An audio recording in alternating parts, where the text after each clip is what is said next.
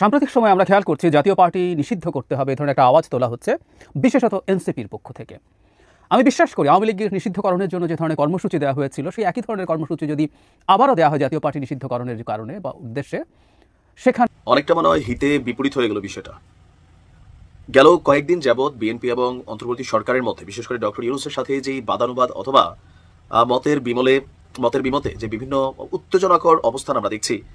গণ অভ্যুত্থানে ক্ষমতাচ্যুত প্রধানমন্ত্রী শেখ হাসিনার বিরুদ্ধে আন্তর্জাতিক অপরাধ ট্রাইব্যুনালে বিচার শুরু হয়েছে। সেই সঙ্গে শেখ হাসিনা ও আরেক অভিযুক্ত সাবেক স্বরাষ্ট্রমন্ত্রী আসাদুজ্জামান খানের বিরুদ্ধে গ্রেফতারি পরোয়ানা জারি করা হয়েছে। আমাদের সঙ্গে এই মুহূর্তে টেলিফোনে যুক্ত আছেন বাংলাদেশের সাবেক স্বরাষ্ট্রমন্ত্রী এবং আওয়ামী লীগের শীর্ষ নেতা আসাদুজ্জামান খান কমাল। মানবতা বিরোধী নানান অভিযোগে অভিযুক্ত করা হয়েছে সাবেক স্বরাষ্ট্রমন্ত্রীকেও, যেমন সাবেক প্রধানমন্ত্রীকে করা হয়েছে, সাবেক স্বরাষ্ট্রমন্ত্রীকেও করা হয়েছে। তো আমরা তার মুখ থেকেই শুনবো, সাবেক স্বরাষ্ট্রমন্ত্রীর মুখ থেকে, যে তিনি ঠিক কি বলছেন এবং কি হয়েছিল সেই সময়। যুদ্ধাপরাধীদের ফাঁসি দিয়েছে, এখন আমরা যারা যুদ্ধ করেছি তাদেরকে ফাঁসি দিবে, এইটাই তো তাদের প্ল্যান। তাদের আমন্ত্রণ জানাতে आइए बांग्लादेश में, देखिए बांग्लादेश को। Well, India is our best friend. Prime minister Narendra মোদীকে দাওয়াত দিচ্ছি বাংলাদেশে আসার জন্য।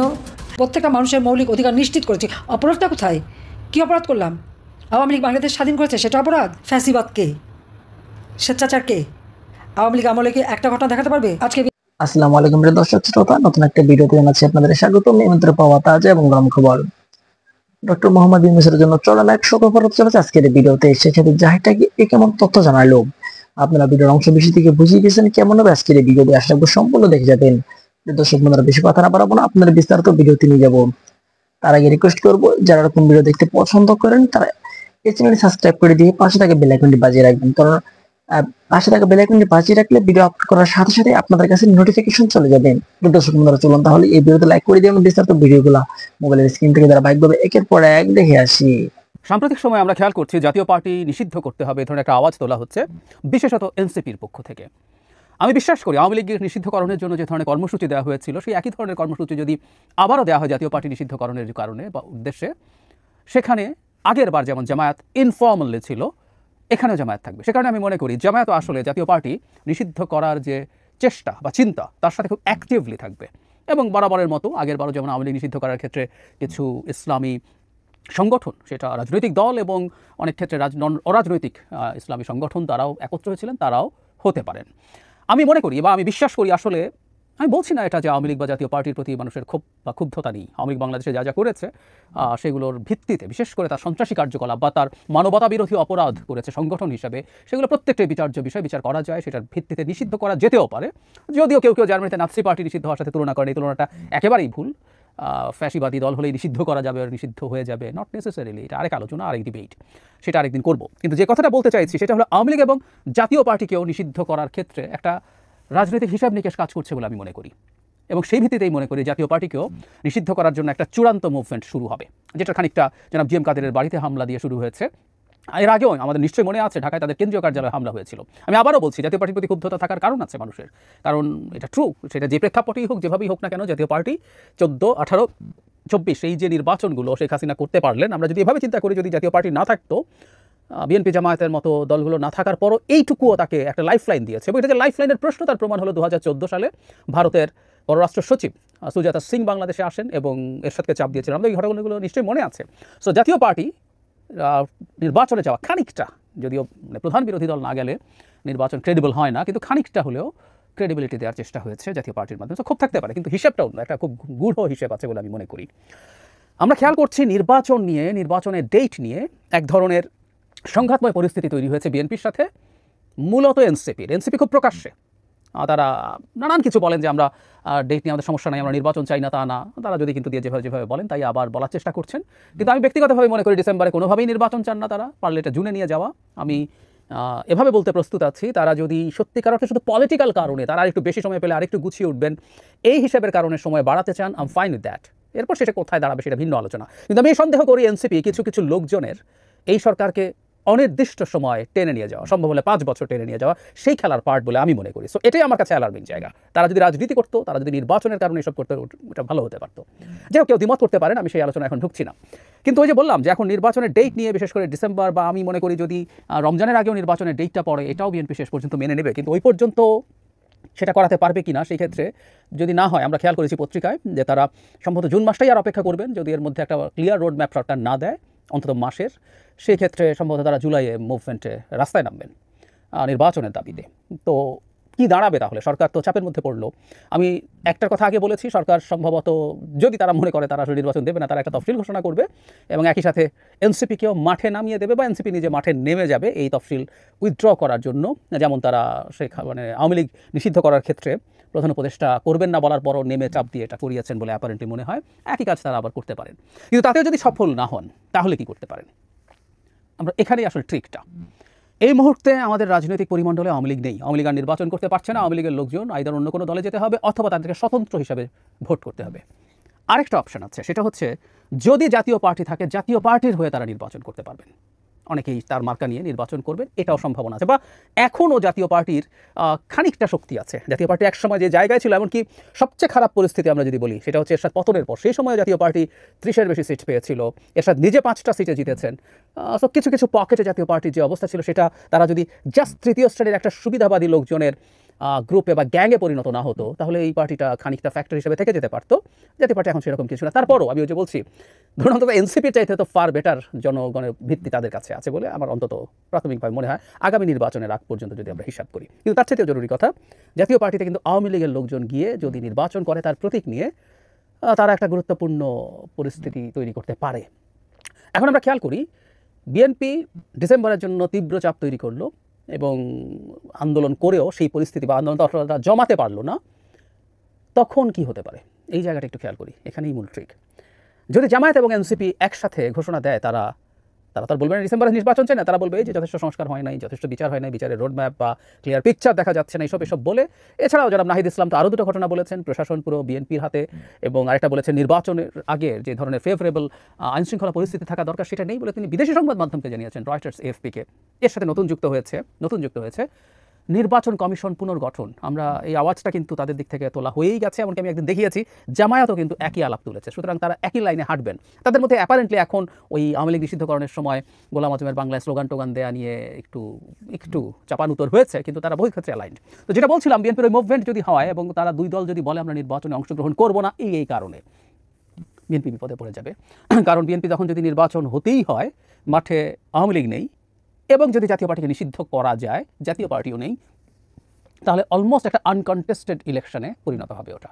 আমি এনসিপিকে সেভাবে গুরুত্ব দিচ্ছি না, কিন্তু এনসিপির যেহেতু আমাদের সমাজে যারা এই দলটা করেছেন তাদের এক ধরনের প্রশংসা আছে, তাদের প্রতি সম্মান আছে, তাই খুব খানিকটা ফ্যাক্টর তারা। কিন্তু জামায়াত এখানে একটা ডিসাইসিভ জায়গায় আছে, কারণ জামায়াতের শুধু কিছু সিটে তারা জিতবেন তা না, তাদের মোটামুটি একটা ভোটের পার্সেন্টেজ আছে, এবং জামায়াত যদি আরও কারোর সাথে এক ধরনের জোট করতে পারে, তারা খানিকটা ফাইট করার সম্ভাবনাও আছে বেশ কিছু সিটে।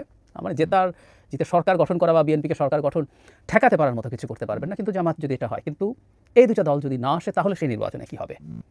আমি ব্যক্তিগতভাবে মনে করি আওয়ামী লীগ নিষিদ্ধ করে ফেলার পেছনে এবং জাতীয় পার্টিও এখন নিষিদ্ধ করার পেছনে ঠিক এই পলিটিক্যাল ক্যালকুলেশনটাই আছে।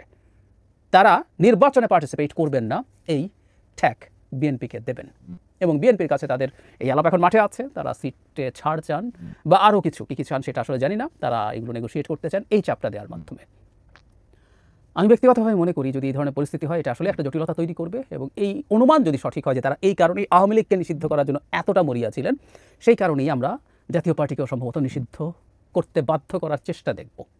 এবং তাদের পক্ষে প্রচুর কারণ আছে, মানুষের ক্ষোভ আছে, সবই ঠিক আছে, কিন্তু কারণ এটা জাতীয় পার্টিকে নিষিদ্ধ করে দেয়া গেলে জাতীয় পার্টি যেতে পারছেই না, এবং আওয়ামী লীগের প্রচুর লোকজন জাতীয় পার্টির হয়ে নির্বাচন করবে, এবং সেই ক্ষেত্রে জামায়াত এবং এনসিপি যদি নাও আসে, সেই ক্ষেত্রে বিএনপি মোটামুটি একটা কন্টেস্টেড ইলেকশনের মতো দেখা যাবে। এটা বিএনপির ফর দ্য টাইমিং অ্যাটলিস্ট চলবে, এটাই হতে দিতে চাইবে না। ফলে জামায়াত অ্যাক্টিভলি এখন পর্যন্ত দেখিনি জাতীয় পার্টির ব্যাপারে কিছু বলছে, কিন্তু আমি নিশ্চিত করে বলতে পারি যদি এরকম একটা মুভমেন্ট হয়, আবার জনাব হাসনাত আবদুল্লাহ বা সার্জিস আলম তারা দলবল নিয়ে যমুনায় যান, শাহবাগকে ব্লক করে রাখেন, সেখানে জামায়াতের আগেরবার যেমন খুবই গুরুত্বপূর্ণ নেতা দলবল নিয়ে গেছেন এবং উনি আনঅফিসিয়ালি গেছেন বলে বলেছেন, ওখানে প্রচুর শিবিরের নেতা, শিবিরের সাংগঠনিক যে গান সঙ্গীত সেগুলো সব হয়েছে। তো তারা থাকবেন কারণ এটা তাদের এই বার্গেইনিংটা এনশিওর করবে। সে কারণে আমি বলছি এই চেষ্টায় এনসিপি জামায়াত উভয়ই থাকবে, এটা বলা যেতে পারে আওয়ামী লীগ যেমন ছিল। সো আমরা সামনে দেখি কি দাঁড়ায়। এবং অনেকটা মনে হয় হিতে বিপরীত হয়ে গেল বিষয়টা। গেল কয়েকদিন যাবৎ বিএনপি এবং অন্তর্বর্তী সরকারের মধ্যে, বিশেষ করে ডক্টর ইউনূসের সাথে যেই বাদানুবাদ অথবা মতের বিমতে যে বিভিন্ন উত্তেজনাকর অবস্থান আমরা দেখছি, সেই বিষয়টাকে কাভার করার জন্য জাপান থেকে ফিরে এসে প্রধান উপদেষ্টা গতকালকে তিনি রাজনৈতিক দলগুলোকে ডাকলেন, তার মানে বিএনপিকে ডাকলেন। লম্বাচূড়া একটা সেখানে বৈঠক হলো, মিটিং হলো। কিন্তু মিটিং শেষে বিএনপির এই মুহূর্তে যিনি মুখপাত্র আছেন, স্থায়ী কমিটির সদস্য সালাউদ্দিন আহমেদ যে বক্তব্য দিয়েছেন, তাতে মনে হয়েছে হিতে আসলে বিপরীত হতে যাচ্ছে ডক্টর মোহাম্মদ ইউনূসের জন্য। এই বৈঠকে ডক্টর মোহাম্মদ ইউনূসের হয়তো আশা ছিল যে বিএনপিকে আগামী জুন পর্যন্ত নির্বাচনের বিষয়টা বুঝাবেন অথবা বিভিন্ন ইস্যুতে তাদেরকে ওনার সাথে একটা ঐকমত্যে পৌঁছানোর চেষ্টা করবেন। কিন্তু ডক্টর ইউনূসের সাথে বৈঠকের পর কাজী সালাউদ্দিন আহমেদ যে বক্তব্য দিয়েছেন, এই বক্তব্যে এটাতে স্পষ্ট যে ডিসেম্বরের আগে নির্বাচন আদায়ের জন্য বিএনপি তার সর্বোচ্চ শক্তি প্রয়োগ করবে। কথাটা কিন্তু এমনই আমরা শুনলাম। তিনি বলছেন যে জাতীয় নির্বাচন কোনোভাবেই ডিসেম্বরের পরে যাওয়ার কোনো কারণ নেই। এমন কোনো সংস্কার নেই যা সরকার চাইলে আপনার 1 মাসের মধ্যে করা অসম্ভব, শুধুমাত্র সংবিধান যে পরিবর্তন অথবা সেখানে যেই কাঠামোগত সংযোজন বিয়োজন এই বিষয়গুলো ছাড়া। প্রধান উপদেষ্টার সাথে বৈঠক শেষে বেরিয়ে সালাউদ্দিন বলছেন যে আমরা মনে করি ডিসেম্বরের ভেতরেই জাতীয় নির্বাচন অনুষ্ঠান করা সম্ভব। আগেই জরুরি ভিত্তিতে যে সংস্কারগুলো করা প্রয়োজন, বিশেষ করে নির্বাচনকে কেন্দ্র করে যে মেজর সংস্কারগুলো দরকার, সেটা চিহ্নিত করে ঐকমত্যের মাধ্যমে সেগুলোকে বাস্তবায়ন করতে হবে। আর এখানে এমন কোনো সংস্কার নেই যেগুলো 1 মাসের মধ্যে সরকার চাইলে বাস্তবায়ন করতে পারবেন না। তার বক্তব্য যে সংবিধান সংশোধন ছাড়া অন্যান্য সব সংশোধন যেগুলোর বিষয়ে সংস্কার প্রস্তাবে সবাই একমত, সেগুলো নির্বাহী আদেশের মাধ্যমে 1 মাসের মধ্যে বাস্তবায়ন করা সম্ভব। ওনার বক্তব্য হচ্ছে নির্বাচন ডিসেম্বরের পরে যাওয়ার মতন আর একটিও কারণ উল্লেখ করার মতো নেই। এই বিষয়ে আমরা বোঝাতে সক্ষম হয়েছি এবং আবারও সেই পন্থার প্রস্তাব দিয়েছি। আজকে অধিকাংশ রাজনৈতিক দলের বক্তব্যে আমরা দেখলাম যে সবাই ডিসেম্বরের আগে নির্বাচনের জন্য প্রস্তাব দিয়েছে। প্রধান উপদেষ্টা সেটি বিবেচনা করবেন। আশা করি তিনি জাতীয় ঐক্যের প্রতীক হিসাবে নিরপেক্ষভাবে সেই ভূমিকা পালন করবেন। দ্বিতীয় পর্যায়ের আলাপ আলোচনায় মনে হয়েছে যে কিছু কিছু জাতীয় গুরুত্বপূর্ণ বিষয়ে তারা একমত হওয়ার জন্য সব দলের সাথে আলোচনা করবেন। হয়তোবা আমরা জাতীয়ভাবে সব বিষয়ে একমত পোষণ করব না, এই হচ্ছে গণতন্ত্রের সৌন্দর্য। এখন জামাতের যে বক্তব্য, সেটাও কিন্তু ডিসেম্বর থেকে এপ্রিলের মধ্যে নির্বাচন, মানে ডিসেম্বরের পরে। এনসিপির বক্তব্য, তারা জুলাই প্রোক্লেমেশন চাচ্ছে, আওয়ামী লীগের বিচার চাচ্ছে, যদিও এটা শুরু হয়েছে কিন্তু এটা মাত্র শুনানির অবস্থানে আছে। তারপর হচ্ছে সংস্কার পরিপূর্ণ চাচ্ছে। তারা মনে করছে যে সিস্টেমটা আছে তৈরি করা, এই সিস্টেমটার পরিবর্তন না হলে এই সিস্টেমে যে লঙ্কায় যাবে সেই রাবণ হয়ে যাবে বা ফ্যাসিজমের মধ্যে পড়বে। তো সকল কিছু মিলিয়ে বিএনপির বক্তব্য যে ঈদের পরে তারা কিন্তু নতুন কর্মসূচি ঘোষণা করতে যাচ্ছে। আর সর্বশেষ জনাব তারেক রহমান তিনি লন্ডন থেকে যে ভাষণ দিয়েছেন, সেই ভাষণেও ডিসেম্বরের আগেই নির্বাচন করা সম্ভব, এমনকি নেতাকর্মীদের প্রস্তুত থাকারও নির্দেশ দিয়েছেন। এখন এই যে চাপ, সেই চাপ কোন দিকে যাবে? সরকার আমন্ত্রণ জানাতে हूं, आप आइए बांग्लादेश में, देखिए बांग्लादेश को। Well India is our tested friend. Prime minister Narendra মোদীকে দাওয়াত দিচ্ছি বাংলাদেশে আসার জন্য। আমরা ভারতকে যে দিয়েছি সেটা ভারত সারা জীবন মনে রাখবে। বাংলাদেশের রাজনীতির মহা টাইটানিক আওয়ামী লীগ, যার স্লোগানে একসময় বাতাস কাঁপত, আজ সেই নৌকায় যেন ভারতের সীমান্তে এসে ঠেকেছে। আর ভারতীয় কাস্টমস বলছে এই মাল আর নেওয়া যাবে না। ছোট হয়ে আসছে আওয়ামী লীগ আর শেখ হাসিনার দুনিয়া। খোদ ভারতীয়রাই এখন তাদের মনে করছেন বোঝা। শেকড় থেকে শিখরে ভারতের ভেতর চলছে অবৈধ অভিবাসন রোধে জোরালো অভিযান। অথচ এই অভিযান যে শুধু সীমান্ত পথে পাড়ি দেওয়া হতদরিদ্র মানুষদের ঘিরে নয়, তা প্রমাণ করছে ক্ষমতাচ্যুত আওয়ামী লীগের নেতাদের চাপা আতঙ্ক। একটি হিসাবের মতে 1,43,000 আওয়ামী লীগ সংশ্লিষ্ট ব্যক্তি ভারতে আশ্রয় নিয়েছেন। তাদের মধ্যে রয়েছেন প্রাক্তন মন্ত্রী, সংসদ সদস্য, সহযোগী সংগঠনের নেতা, এমনকি কিছু উচ্চপদস্থ আমলাও। কিন্তু ভারতের বর্তমান রাজনৈতিক মেজাজ তাদের দীর্ঘমেয়াদী আশ্রয়ের পথ রোধ করে দিয়েছে। এমনই এক সময়ই প্রবাসী ভারতীয় শিক্ষাবিদ ও আন্তর্জাতিক রাজনৈতিক বিশ্লেষক অধ্যাপক অশোক সোয়াইন টুইট করে বলেছেন, শেখ হাসিনার পতনের পেছনে ভারতের ভূমিকা নিয়ে প্রশ্ন উঠতেই পারে, কিন্তু এখন ভারত নিজেই তার ভার সহ্য করতে পারছে না। আওয়ামী লীগ ভারতের জন্য এক বিব্রতকর পরিস্থিতির নাম। তিনি আরো বলেন, একনায়কতান্ত্রিকভাবে রাষ্ট্র পরিচালনা করার যে প্রবণতা শেখ হাসিনা তৈরি করেছিলেন, তা আজ তার দলের নেতাদের গলায় দড়ি হয়ে দাঁড়িয়েছে। দিল্লি সেই দড়ি কাটছে না, আবার খুলেও দিচ্ছে না। অন্যদিকে শশী থারুর, কংগ্রেসের বুদ্ধিজীবী রাজনৈতিক, সম্প্রতি দিল্লির ফরেন করেসপন্ডেন্টস ক্লাবে এক বই প্রকাশ অনুষ্ঠানে সরাসরি বলেই ফেললেন, শেখ হাসিনার কিছু সাম্প্রতিক মন্তব্য পরিস্থিতিকে জটিল করে তুলেছে। তার মতে বাংলাদেশে যেই সরকারি আসুক না কেন, ভারতের নীতিগত অবস্থান হওয়া উচিত নিরপেক্ষ এবং জনগণের কল্যাণ কেন্দ্রিক। থারুরের বক্তব্যে পরোক্ষভাবে ফুটে উঠেছে দিল্লির নতুন সংবেদনশীলতা। আওয়ামী লীগ নয়, বরং বাংলাদেশের জনগণের সঙ্গে সুসম্পর্কই ভারতের প্রাধান্য হওয়া উচিত। ভারত এখন কৌশলগতভাবে বুঝিয়ে দিচ্ছে, আওয়ামী লীগ নয়, তারা চাইছে এক নতুন অধ্যায়, যেখানে শেখ হাসিনা ও তার শিবির শুধু অতীতের এক বিব্রত স্মৃতি। অনুপ্রবেশ আইন কঠোর করে ভারতের নাগরিক নয় এমন কাউকে আর ঠাঁই দিচ্ছে না মোদী প্রশাসন। দিল্লি থেকে কলকাতা, শিলচর থেকে গুয়াহাটি, সব জায়গা এখন ভারত ছাড়ুন বার্তা পৌঁছে গেছে পলাতক নেতাদের কাছে। কেসারেন শেকড় থেকে শিখরে। এই পরিস্থিতিতে নেতাদের বড় একটি অংশ ভারত ছাড়ার চেষ্টা করছেন। কেউ পাড়ি জমিয়েছেন ইউরোপে, কেউ আবার আমেরিকা শরণাপন্ন। যারা এখনো ভারতেই আছেন তাদের কপালে গভীর চিন্তার ভাঁজ। ইতিমধ্যে শেখ হাসিনাও নাকি নির্দেশ দিয়েছেন ভারত ছেড়ে ফিরে যাও, দেশের পরিস্থিতির মুখোমুখি হও। কিন্তু প্রশ্ন হলো কিসের মুখোমুখি? অন্তর্বর্তীকালীন সরকারের অধীনে আওয়ামী লীগের সব কার্যক্রম নিষিদ্ধ। আদালতের রায় না হওয়া পর্যন্ত দলটির রাজনৈতিক ভবিষ্যৎ অনিশ্চিত। আওয়ামী লীগ বাংলাদেশ স্বাধীন করেছে, সেটা অপরাধ? ফ্যাসিবাদকে, স্বেচ্ছাচারকে, আওয়ামী লীগ আমলে কি একটা ঘটনা দেখাতে পারবে? আজকে মিয়ানমার যদি এখন আক্রমণ করে, তাহলে ওই আরাকান আর্মিকে আক্রমণ করতে গেলে তো বাংলাদেশের থেকে রেহাই পাবে না। সব জায়গায় নিউজ সেন্টার থেকে যা নির্দেশ দেবে তাই করতে হবে, তাই লিখতে হবে, তাই পড়তে হবে। যতই মামলা হামলা যাই করুক না কেন, এই মিথ্যা জিনিস টেকে না। সত্যের জয় হবেই হবে। আমরা সত্য পথে ন্যায় পথে ছিলাম, ইনশাল্লাহ বাংলাদেশের জনগণের জয় হবে, বাংলাদেশ মুক্তি পাবে। আমি আছি বাংলাদেশের জনগণের সাথে যেখানেই থাকি। আমাদের দুর্ভাগ্য যে এই ইউনূস 2007 সালে যখন এমার্জেন্সি তখন এসেছিল দল করতে, ব্যর্থ হয়, করতে না পেরে। কিন্তু তার ক্ষমতার লোভটা কিন্তু যায়নি, এবং এই লোভটাই ছিল এই কারণে যে দেশকে বিক্রি করে দিয়ে সে ক্ষমতা আসতে চেয়েছিল, যেটা আমি কখনো করতে চাইনি। কারণ বে অফ বেঙ্গল ভারত মহাসাগরের মাঝে একটা উপসাগর, যেখানে আমাদের যে অধিকার 1974 সালে জাতির পিতা বঙ্গবন্ধু শেখ মুজিবুর রহমান আইন করে যান, মেরিটাইম বাউন্ডারি অ্যাক্ট। দুর্ভাগ্যের বিষয় হলো 1975 সালের পর জিয়াউর রহমান, এরশাদ, খালেদা জিয়া যারাই ক্ষমতা এসেছে, সমুদ্রে আমাদের যে অধিকার আছে এই অধিকারটা রক্ষা করার কোনো ব্যবস্থা তারা নেয়নি। একমাত্র আওয়ামী লীগ যখন ক্ষমতা আসে 96 সালের থেকে আমরা এটা উদ্যোগ নিই, আমরা পদক্ষেপ নেই, এবং দ্বিতীয়বার যখন আমরা আসি তখন আপনারা জানেন যে আন্তর্জাতিক আদালতে মামলা করে মিয়ানমার এবং ভারতের কাছ থেকে আমরা বিশাল সমুদ্র সীমা অর্জন করি, এবং এই সমুদ্র সম্পদ যাতে আমাদের অর্থনীতির কাজে লাগে তার জন্য পদক্ষেপ নিই, সুনীল অর্থনীতি নীতিমালা ঘোষণা দিই, এবং একটা ইনস্টিটিউশন আমরা গড়ে তুলি, সমুদ্র গবেষণা ইনস্টিটিউট আমি গড়ে তুলেছি কক্সবাজারে। আমাদের দুর্ভাগ্য যে আজকে ইউনূস ক্ষমতা দখল করেছে। কীভাবে? জনগণের ভোটে ক্ষমতা এসেছে? না। কোনো সংবিধান মোতাবেক এসেছে? না। আমাদের বিরুদ্ধে, বিশেষ করে আমি এবং আমাদের ছেলে মেয়ে, আমাদের আওয়ামী লীগের নেতাকর্মীদের বিরুদ্ধে অকথ্য মিথ্যা অপপ্রচার দীর্ঘদিন ধরে পরিকল্পিতভাবে করে যাচ্ছে।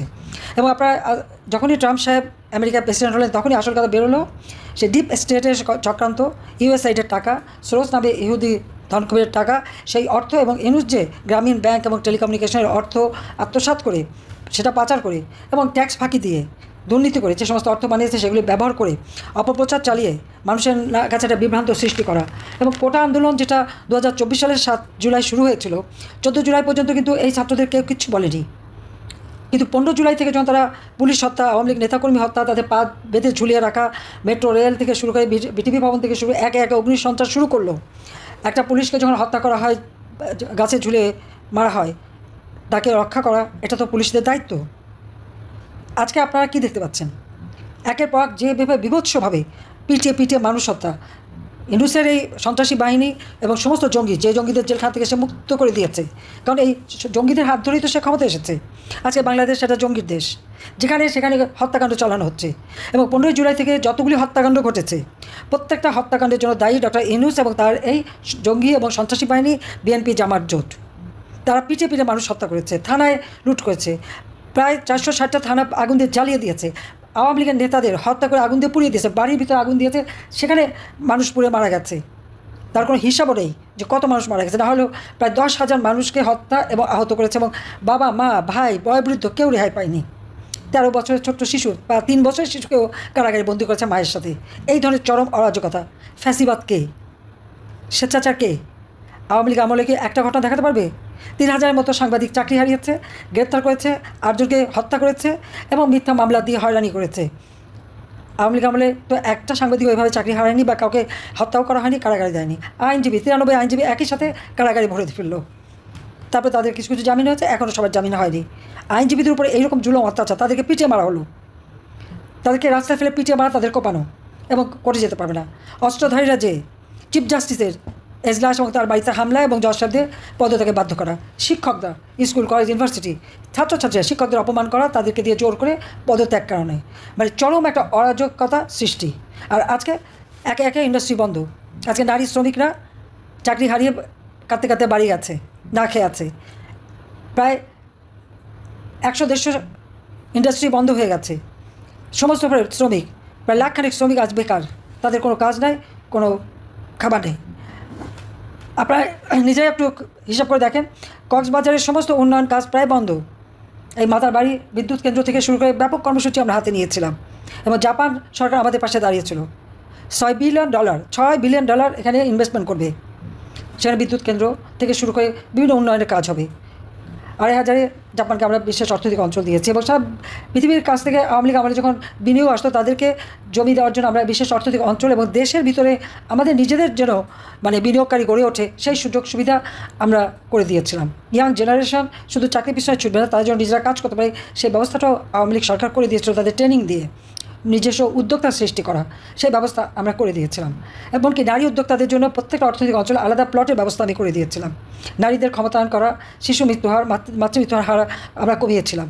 দুর্ভাগ্য যে আজকে সব কিছু ধ্বংস করে দিল ইউনূস ক্ষমতা আসার সাথে সাথে। এবং ইন্ডাস্ট্রি বন্ধ, যেমন কোনো নতুন কর্মসংস্থার ব্যবস্থা নাই, কোনো বিনিয়োগ নাই। 90,000 কোটি টাকা শেয়ার মার্কেট থেকে উধাও। 18টা ব্যাংক আজকে বসে গেছে, ডিভিডেন্ড দিতে পারবে না। তাহলে যারা ব্যাংকে টাকা রেখেছে তারা কোথায় যাবে বা তাদের শেয়ার তারা কী করবে? সম্পূর্ণভাবে ধ্বংসপ্রাপ্ত সব কিছু এখন দেশকে বিক্রি করে দিচ্ছে। আজকে কক্সবাজার আপনারা যান, কি মানবিক করিডোর, আমরা তো 10 লক্ষ রোহিঙ্গাদেরকে মানবিক কারণে আশ্রয় দিয়েছি। ইউনূস তো বলেছিল ক্ষমতা আসার সাথে সব রোহিঙ্গা নাকি ফেরত পাঠাবে, তারা নাকি ঈদ করে মিয়ানমারের নিজ দেশে যে কয়জন যেতে পেরেছে? যায় তো নাই, আর উল্টো 1.5 লক্ষ এসেছে এবং সেখানে এমন একটা পরিস্থিতি সৃষ্টি করেছে যার ফলে আজকে কী দাঁড়াচ্ছে? আজকে মিয়ানমার যদি এখন আক্রমণ করে তাহলে ওই আরাকান আর্মিকে আক্রমণ করতে গেলে তো বাংলাদেশের থেকে রেহাই পাবে না। যে সমুদ্র সীমা আমাদের বিরাট অধিকার, আমরা সেই সমুদ্র সীমার অধিকার হারাবো। এবং ইউনূসের এই যে ক্ষমতায় থাকার লোভে দেশ বিক্রি করা, চিটাগাং পোর্ট সে বিক্রি করে দেবে এবং বাংলাদেশের বর্ডার এখন উন্মুক্ত, সেখানে সরকার নাকি কোনো নিয়ন্ত্রণ নাই। আমাদের স্বাধীনতার সার্বভৌমত্ব আজকে প্রশ্নবিদ্ধ করে তুলেছে এই লোকটা, দেশকে এমন জায়গায় নিয়ে গেছে চক্রান্ত করে অন্য দেশের টাকা দিয়ে, আজকে আমাদের দেশটাকে ধ্বংসের দিকে নিয়ে যাচ্ছে। আর সব দোষ আওয়ামী লীগের, সব দোষ আমাদের। হত্যাকাণ্ড তো আমরা ঘটাইনি। 15 জুলাই থেকে যারা হত্যাকাণ্ড ঘটিয়েছে, যারা এই অপকর্ম করেছে, অগ্নিসংযোগ করেছে, সেটা তো খুব স্পষ্ট। কারণ 15 জুলাই থেকে যারা এই ধরনের ঘটনা ঘটেছে ইউনূস তাদেরকে দায় মুক্তি দিয়েছে। দায় মুক্তি কাদের দেয়? যারা দায়ী হয়। এটা তো এক ধরনের এভিডেন্স। হত্যা করবে ইউনূস বাহিনী, তার জঙ্গি বাহিনী, সন্ত্রাসী এবং জামাত বিএনপি, আর মামলা হবে সব আওয়ামী লীগের বিরুদ্ধে, মামলা হবে আমাদের বিরুদ্ধে। আমরা কেন হত্যা করতে যাব? আমার কাজ মানুষকে বাঁচানো, আমি বাঁচিয়েছি। আমার যদি কিছু করারই থাকতো তো ওই 7 জুলাই থেকে 14 জুলাইয়ের মধ্যেই তো করতাম। আমরা তো তা করি নাই, বড় ছেলেপেলেদের আমরা সব রকম নিরাপত্তা দিয়েছিলাম। কিন্তু 15 জুলাই থেকে যে হত্যাকাণ্ড শুরু, সেটা তো ইউনূসের নির্দেশেই করা হয়েছিল। এটা হচ্ছে তার ম্যাটিকুলাসলি ডিজাইন। আমরা যে 15 বছর 7 মাস সরকারে ছিলাম, সেখানে প্রত্যেকটা মানুষ স্বাধীনভাবে কথা বলতে পারতো। আজকে কেউ কি স্বাধীনভাবে কথা বলতে পারে? কোনো সাংবাদিক স্বাধীনভাবে লিখতে পারবে? কতগুলি প্রাইভেট টেলিভিশন, রেডিও, সব টেলিভিশন পুড়িয়ে দিয়েছে। সংবাদপত্র কারোর কোনো অধিকার আছে কথা বলার?